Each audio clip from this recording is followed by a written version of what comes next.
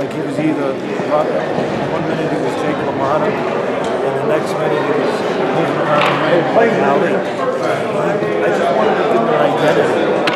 Well, we got to use his athleticism in a definitive way where it would work for him, where it would make sense in all situations. If you're on the inside, be in a definitive position of defense where you can, then act out on offense without making yourself exposed, without giving up defense for offense. If you are inside, know how to be inside. Don't just be inside, and on the outside, don't be just moving around. Be knowing the control that you can dictate on the outside and how to dictate it, how to control it, and just put method to ideas. Have ideas, but put a method to those ideas, and that means a teaching of technique to those ideas. The boxing isn't just moving around. Boxing is controlling the other man, whether it's to make him miss and counter him, or whether it's to time him coming in before he gets in, or whether it's to be in the pocket for a minute and then go around them instead of staying there too long. They asked him about Manny Pacquiao. What do you think about him fighting Manny Pacquiao in a rematch or Canelo Alvarez? Listen, that's the decision of his promoter. He's got a very good promoter, obviously in Top Rank, and his manager. He's got a very good manager who happens to be his wife. But you're his trainer. No, but that's up to them. I believe you're going to. I'll get him ready. Listen, I'll get him ready for when the time comes, and we know that. Hey, maybe somebody named. I don't know if everyone's forgetting his name already, but Mayweather? Maybe someone named Mayweather. I don't know if anyone remembers that name because he's been out of the limelight for a while. Maybe everyone forgot him. But maybe someone like Mayweather wants to come back for number 50 and he wants to match intelligence with us. And that would be interesting. He wants to match wits with us, give us a chance to come up with a game plan to give him a loss. I don't know. Is Tim the right fighter for that? I don't know. But that, again, that's in the hands of Monica, and that's good hands.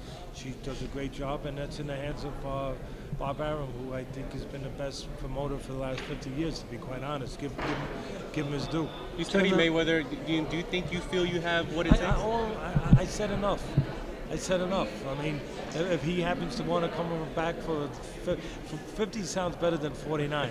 So I got a funny feeling he might like 50 if he wants to come back for that. And he has a lot of pride, and he considers himself the smartest man in boxing, and he deserves that position because he's earned it. Maybe he wants to come back and match wits and see if we can both go on the chalkboard and see who can draw up a better fight plan. You weren't in the corner when he faced Jesse Vargas, but Vargas just called him out. How do you think the fight plays out differently next time, Brandon? I didn't even hear what you said. I can't deal with that.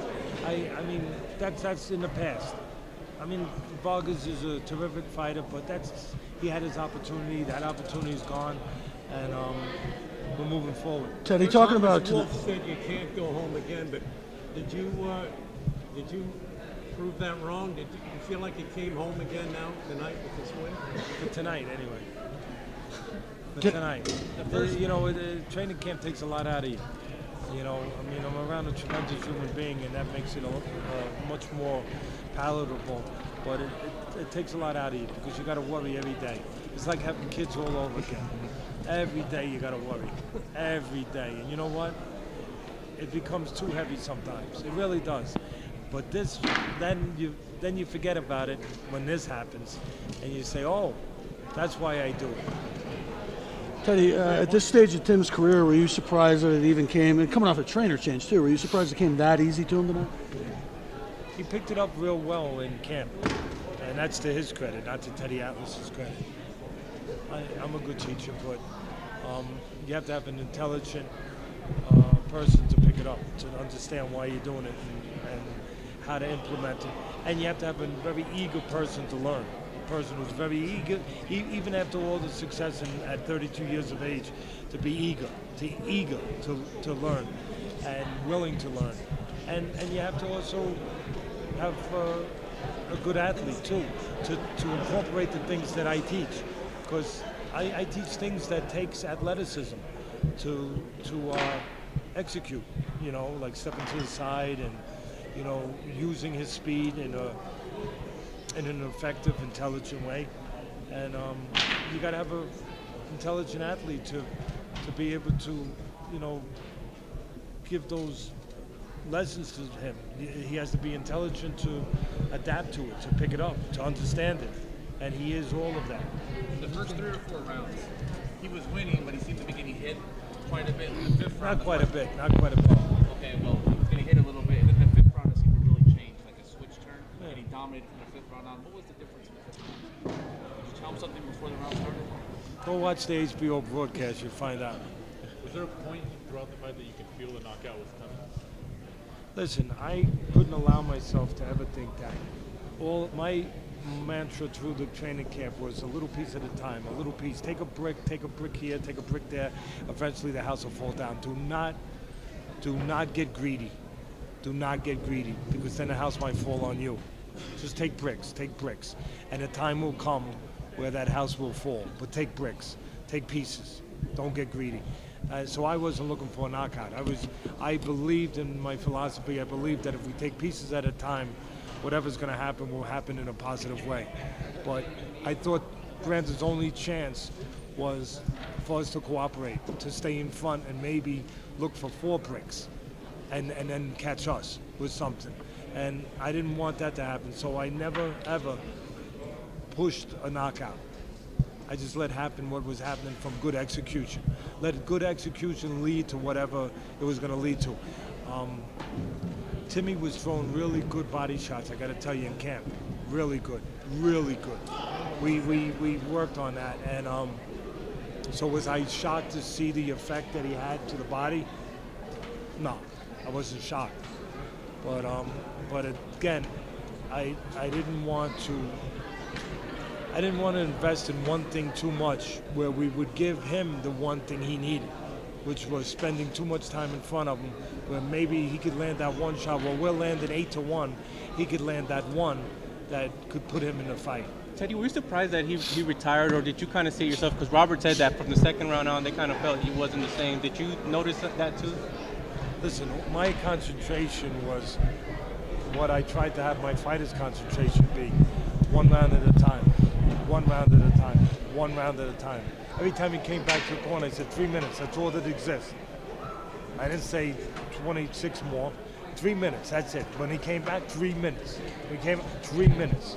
Dedicate yourself to 3 minutes and keep a level of concentration 3 minutes at a time. But were you surprised that Brandon retired? I mean, he lost, but were you surprised he called it a career?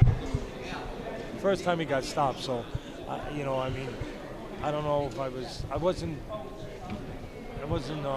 you know, I respect fighters that get in the ring. I respect all of them. So it's never a fun thing for me or an expectation for me to look to see a fighter retire after a loss. So I wasn't thinking of that. I'm just happy we got the win. And I appreciate Brandon for the kind of fighter that he is and has been. Did you feel a lot of pressure, Teddy, coming in and replacing Joel, and people seeing how you guys were going to mesh and how you guys were going to perform? I think Joel did a great job, tremendous job for 10 years. And I came in when I came in and tried to do my job the way that I did it and the way that I believed it needed to be done. Did I feel pressure? Yeah. How can you not feel pressure? You know, I mean, if you've got blood running through your veins and you're a human being and you care about other people, you have to feel pressure because you have the responsibility of that person now. And you don't want to fail. Teddy, now looking at that Manny Pacquiao fight, have you looked at it to see what Tim Bradley I haven't looked at it. No, I haven't looked at it. I mean, that wasn't, you know, part of my focus. My focus was Brandon Rios, that's all. I looked at Brandon Rios till he was coming out of my ears. I knew what he was going to do when I closed my eyes. Instead of seeing sheep, I saw Brandon Rios. You know, I mean, that was my only concentration, Brandon Rios and what he was going to do all night long and all the expectations and, you know, all the tendencies of what he did. And we got through that. And it played out exactly what you thought it would do? Not the exact way. I didn't like that couple of spots where he got, laid in front a little tiny bit too long. But for the most part, yes. I was very proud of Timothy. Very proud of the way he performed, and the things that he was able to pick up and execute in 7 weeks. That's credit to Timothy. That's credit to Timothy. Make sure you guys say that, not to me. Thank you. Thanks, Teddy.